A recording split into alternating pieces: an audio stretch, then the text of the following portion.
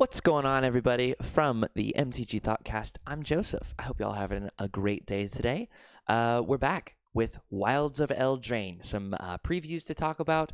So I just want to go through some of my favorite previews that we've seen in the last week or so since it's come out. So I'm just going to go through my top 10 previews from Wilds of Eldraine in essentially no order. So let's get right into it.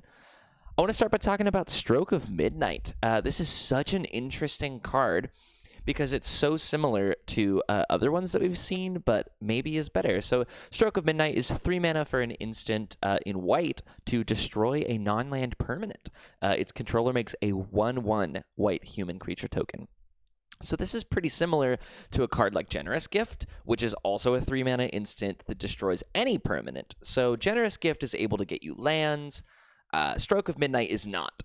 That's the only difference between the two of these cards, and the fact that the opponent whose permanent you're destroying, or non-land permanent you're destroying, only gets a 1/1 as compared to a 3/3.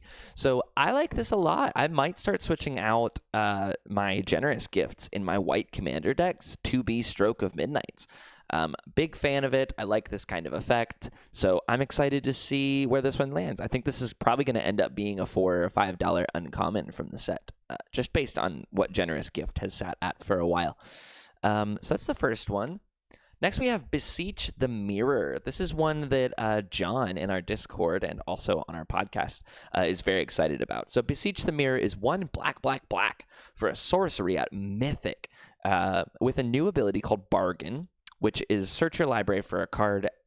Bargain is you can sacrifice an artifact, enchantment, or token as you cast the spell. It's similar to Exploit. You search your library for a card, exile it face down, then shuffle. If the spell was bargained, you cast the exiled card without paying its mana cost, and if the spell's mana value is 4 or less. If you didn't bargain, you just put it straight to your hand. So for 4 mana at base value, it's going to tutor you out a card and just put it straight into your hand. If you bargained, so if you were able to sacrifice an artifact, enchantment, or a token as you cast the card, you get to cast that 4-drop or less for free with this. So it kind of acts as a, copies 4 through 8 of a card of, maybe the One Ring. So this is something, again, that John has been talking about in our Discord, of you get your One Ring up to 2 or 3 burden counters on it, so you've drawn 4 or 5 cards off of it, and then you sacrifice the One Ring to Beseech the Mirror with the bargain ability to go find yourself another copy of the One Ring, and then you get the cast trigger from it of giving you protection for everything until the next turn. It seems a little niche to me, but it is cool that this ability works like this. Other things that it's been kind of compared to is things like Diabolic Intent. So this is sort of similar, 2 mana, sack a creature as an additional cost, search your library for any card to put it into your hand. So we'll see where this shakes out on whether it's going to be heavily played or not played at all. I don't know if there's going to be an in-between for this one. It either is going to be absolutely busted or it's going to be not played at all. The fact that it's a Mythic makes me think that in their playtesting that this has really come up as a pretty big player. So we'll move on from Beseech the Mirror to Ingenious Prodigy. So this is one that the more that I look at it, the cooler that it gets. So it's X and a blue for a 0/1 that enters with X counters on it. It has an ability called Skulk, which if you've been playing with the Ring Tempts You ability, it's the first ability of the ring, which is creature can't be blocked by creatures with greater power. So what's cool about Skulk on this card is that because it's a 0/1, it can't be blocked. Like, let's say you play at X equals 3. So it comes in as a 3/4, cannot be blocked by anything with power 4 or greater. So it can only trade down, like if you or get bumped by another 3/4 or something. So the way that those 3 abilities kind of triangulate ends up that this is just going to stick on the battlefield for quite a long time. So it enters with X counters. At the beginning of your upkeep, if it has 1 or more counters on it, you can remove a counter and draw a card. So this is kind of going to sit there and be a personal howling mine for a little while as you keep attacking with it, force them into some non-profitable trades for the opponent. And then on your next turn, you just remove a counter, keep doing that. Like, because if it's a 2/3, they're not able to block with their 3/3 and kill it. If anything, they can only block with their 2/2 or their 2/3, which they will either lose a creature or just bounce, while you just sit there and keep drawing cards off of it. And if you have any way to keep putting counters on it and proliferate or whatever, like, this just becomes a personal howling mine very quickly that they have to deal with. So I like this card a ton.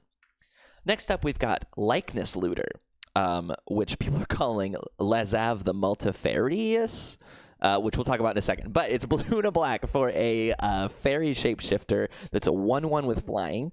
You can pay 1 and draw a card, then discard a card, like the name Looter would imply. And then for X mana, you can have Likeness Looter become a copy of a creature in your graveyard with mana value X, except it has flying and this ability. Activate only as a sorcery. So on your turn, you can pay 2 and make it a copy of a 2-drop in your graveyard. And it sticks with that. So the issue there is it loses the loot ability, but obviously you'd be playing this in a deck where you have really valuable 2-drops that you don't care about looting anymore. Once you get the card that you want in the graveyard, you're just going to make it a copy of that.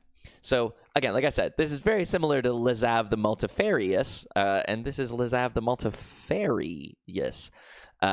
Similar, blue-black, enters, surveils 1, X, and has exactly the same ability at the bottom. So a lot of lore people are talking about how this is just Lazav who has gone through the Omen Paths. But I like this a ton. Very, very cool card. Anything that has that looting ability on it, I am a fan of. Moving on from our friend Lazav to the Goose Mother. Goose Mother is X green and a blue for a legendary creature, Bird Hydra. It's a 2/2 with flying. Similarly, enters with X +1/+1 counters on it. So for base value, it's a 2-mana 2/2 with flying. And then as you get more mana, it scales up from there. It becomes a 3-mana 3/3, a 4-mana 4/4 with flying. Also, when it enters the battlefield, you create half X food tokens rounded up. So for 1 mana, that would be X equals 1. You'd create half of 1 food token rounded up, so you'd make a food token. For 2 mana, you would, you'd make 1 as well. So it kind of scales up from there. So you don't get exactly X. You're going to get half X rounded up food tokens. When it attacks, you may sacrifice a food. If you do, draw a card. Pretty strong, because the food tokens have their own abilities of paying 2 and sacrificing to gain 3 life. So it just gives you so much utility and a huge flyer that's probably going to draw you some cards, probably going to gain you some life. This is good. We love the Goose Mother. I'm surprised that this is a rare and not a mythic. This feels very difficult to beat in limited. Yeah, I like the Goose Mother a lot. Also, unbelievable art. Moving on, we're going to talk about Will and Rowan, but let's talk about Will first. Will, Scion of Peace, is 1 white and a blue for a legendary creature that's a 2/4 with Vigilance. You can tap Will. Spells you cast this turn that are white and or blue cost X less to cast, where X is the amount of life you've gained this turn. Activate only as a sorcery. Kind of funky. So in white and blue, there's going to be some ways to gain life, obviously. What I hate about Will is that it doesn't power itself. It doesn't have lifelink or anything. So obviously giving this creature lifelink is what you want to do.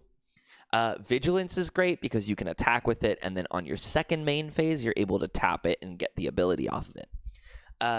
But it requires other things to be built around it, which I'm not a huge fan of. So I think Will is very cool. Let's talk about Will's twin, Rowan, Scion of War, which is 1 black and a red for a legendary creature that is a 4/2 with Menace. So going to be really difficult to block profitably, a 4/2 with Menace. And you can tap it.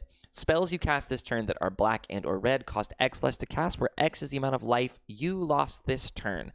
Activate only as a sorcery. So similarly, doesn't play into anything. However, paying your own life is significantly, like, the cards that do that are better than the cards that gain you life. So this kind of is giving extra benefit to things that are probably already benefiting you, and then just making stuff cheaper. So this is similar to like Rakdos, Lord of Riots, things like that benefit you for taking your own life.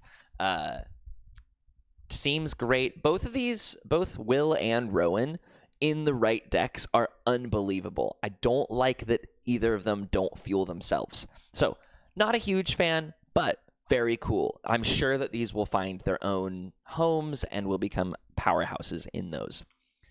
Next up, we have what I am very excited about. This is the Moonshaker Calvary, 5 white, white, white. For a 6/6 with flying. When it enters the battlefield, creatures you control gain flying and get +X/+X until end of turn, where X is the number of creatures you control. Where have we seen this before? This is the white Hoof Behemoth, and I think it will be priced and played accordingly. If you're playing white, and you're playing a tokens deck, anything that goes wide, this is going to be your finisher. If you haven't been able to play with Hoof Behemoth, it's unbelievable. So the fact that this gives all your creatures +X/+X and flying, as compared to trample on Hoof Behemoth, better, worse, it doesn't matter. It's all about the same. Evasion is evasion and is going to win games. So Moonshaker Calvary is going to be copy number 2 of Hoof Behemoth, and also the only copy in white decks that aren't playing green. So big fan of this. This is gonna do some damage and it's gonna get some work done. So moving on from Moonshaker Calvary, we have a cycle at Mythic of enchantments that have an instant adventure on them. Maybe an instant, maybe sorcery. We haven't seen the full cycle yet. But Virtue of Loyalty is the first one I want to talk about. It's 3 white, white for an enchantment that at the beginning of your end step, you put a +1/+1 counter on each creature you control and untap those creatures. This is like Cathar's Crusade, but better. I famously am not a fan of Cathar's Crusade. I would play this instead because it's just sweeping, counter on everything, untap those creatures is unbelievable. And then it has an instant adventure side of it, which if you don't know, you pay the adventure side of it, it exiles, and then you can cast the regular side of it from exile later. So for 1 and a white, at instant speed, you can make a 2/2 white knight with vigilance. So that is very strong on its own. You're going to be able to sneak in, as a blocker. It has vigilance, so you'll be able to play it on someone's end step, attack with it, and be able to block. And then later on, just a few turns later, you're going to be able to cast the Virtue of Loyalty side of it, and then start getting +1/+1 counters, untapping creatures. Highly strong. However, the black one is the one that I really want to talk about. Virtue of Persistence is 5 black, black for an enchantment with, at the beginning of your upkeep, put target creature card from a graveyard onto the battlefield under your control. So this is OG Shieldred on an enchantment that the sorcery side of it, okay, so I stand corrected. They are just instants or sorceries. But the sorcery side of it is 1 and a black for a target creature. Gets -3/-3 until the end of turn, and you gain 2 life. So remember, you don't have to choose one, or you don't have to choose either side of these. You get both by casting the adventure first, and then from exile playing the enchantment side of it. So early game, as early as turn 2, you're going to be able to destroy a creature and gain 2 life, which is a ridiculous, -3/-3 to a creature, and gain 2 life, which is a huge, huge swing against aggro decks, against Rakdos decks, all of that. I mean, that's going to be a massive swing for you. And then if you get to the late game where you have 7 mana, like if you're playing this in a green-black deck or something that's ramping you to the late game, this is ridiculous, because the thing that you destroyed early game, the enchantment side of it is going to return it from the graveyard to the battlefield under your control. So I love this one. Notably, I'm not talking about the blue Virtue because I don't think it's very good. It's a Panharmonicon for triggered abilities that has a copy ability on one side of it. I don't think it's good. I'm not talking about it.